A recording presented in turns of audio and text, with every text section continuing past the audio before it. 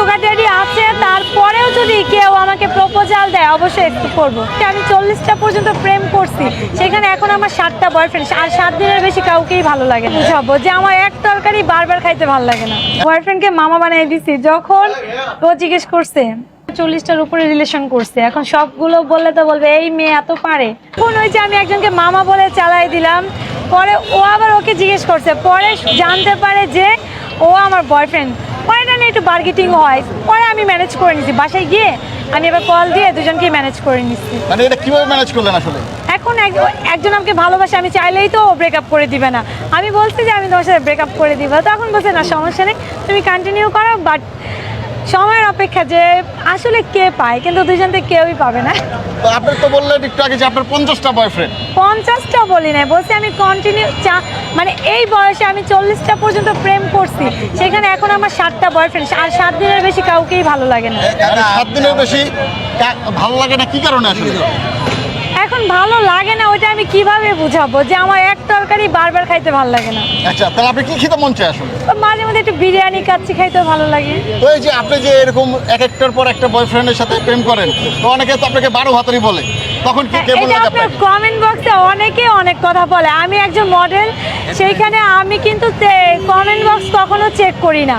তো একজনে আমাকে অনেক কিছুই বলে, বাট আমাদেরকে নিয়ে যত কন্ট্রোভার্সি হবে, যত ট্রোল করবে, আমরা যারা মডেল আছি বা যারা আর্টিস্ট আছি, তারা এটা নিয়ে কোনো মাথাই ঘামায় না, কারণ আমাদেরকে নিয়ে নেগেটিভ পজিটিভ কমেন্ট করবে, এইটাই স্বাভাবিক। আচ্ছা, তো এই যে নেগেটিভ কমেন্ট করতেছে ঠিক আছে, কিন্তু আসলে আপনার যে পরিবার আছে বা আত্মীয় স্বজন যারা আছে, তখন যখন তারা বলে যে আপনার 12 ভাতারি, তখন আপনার কেমন লাগে আসলে?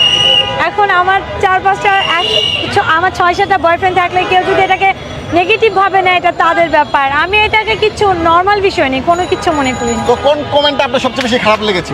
আমি তো কমেন্টই দেখি না, তাহলে আমার খারাপ লাগবে কিভাবে? তো এত মানুষ কমেন্ট করছে, কমেন্ট দেখছেন না, কি কারণে আসলে? আমি কমেন্ট দেখি না। আমরা যারা সোশ্যাল মিডিয়াতে কাজ করি, তারা যদি আমরা একটু শর্ট ড্রেস পরে ভিডিও দেই, তাদেরকেও কিন্তু আমাদেরকে কিন্তু নর্মালি অনেক নেগেটিভ কথা বলে। সেটা যদি আমরা মাথায় নিই, তাহলে আমরা কখনো উপরে উঠতে পারবো না। আর আমরা যারা আর্টিস্ট আছি, তারা পদে পদে আমরা মানুষের কথা শুনি। এই বলে শর্ট ড্রেস পরছে, এই বলে যে 10টা ছেলের সাথে রিলেশন করে ছেলেদের টাকা ভাঙায়। ভাই এটাই শুনতে হবে, তাহলে মিডিয়াতে টিকে থাকা যাবে, না হলে থাকা যাবে না। আপনাকে যদি সুগার ড্যাডি প্রপোজাল দেয় তাহলে অ্যাকসেপ্ট করবেন? আমার অলরেডি সুগার ড্যাডি আছে, তারপরেও যদি কেউ আমাকে প্রপোজাল দেয় অবশ্যই একটু করবো। আনিকা ইসলাম। আনিকা ইসলাম। তো আপু, আপনার একটা ভিডিও দেখলাম আমরা সোশ্যাল মিডিয়ায়, আপনার হলো 7টা বয়ফ্রেন্ড এবং একজন বিদেশি বয়ফ্রেন্ড আছে, সেই বিষয়ে আমাদেরকে একটু বলবেন?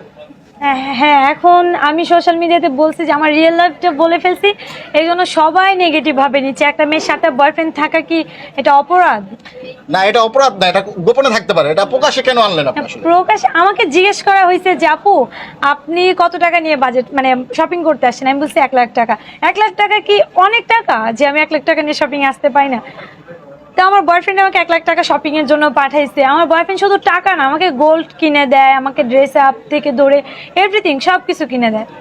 আচ্ছা, তো আপনার বয়ফ্রেন্ড আসলে কি উদ্দেশ্যে এই টাকাগুলো দেয় বা কিনে দেয়? সে হয়তো আমাকে খুবই পছন্দ করে বা ভালোবাসে। ভালো না বাসলে কেউ কারো পিছে এত টাকা দিতে পারে না।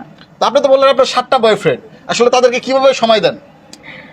আমি 7টা বয়ফ্রেন্ডদেরকে সময় দিই বলতে, আমি তো বললাম যে আমি 1 সপ্তাহ কথা বলি, 1 সপ্তাহ পরে আমার কাউকে ভালো লাগে না। 1 সপ্তাহ কথা বলে তারপরে ভাই তুমি তোমার রাস্তা দেখো, আমি আমার রাস্তা দেখি। ও মানে আপনি কি কন্টিনিউ করেন না, একসাথে 7টা বয়ফ্রেন্ড কন্টিনিউ করেন না? কন্টিনিউ না, আমি 1 সপ্তাহ কথা বলে তারপরে হয়তো ব্লক করে দিই, না হলে আমি বলি যে ভাই আমি আরেকজনের সাথে রিলেশনে আছে, তুমি তোমার রাস্তা দেখো। কিন্তু যে লন্ডনে যিনি আসছে, ওনার সাথে আমি মানে কন্টিনিউ প্রায় 1 বছরের উপরে। মানে একজনের সাথে 1 বছরের উপরে? আর এই 1 বছরের মধ্যে হিউজ পরিমাণে একটা অ্যামাউন্ট দেয়, আমি তো চাইলেই ওনাকে ছাড়তে পারবো না। আচ্ছা আচ্ছা আচ্ছা, তো এই পর্যন্ত মাত্র 7টা বয়ফ্রেন্ড পেলেন? আমি এই বয়সে 30টা 40টার উপরে রিলেশন করছি, এখন সবগুলো বললে তো বলবে এই মেয়ে এত পারে।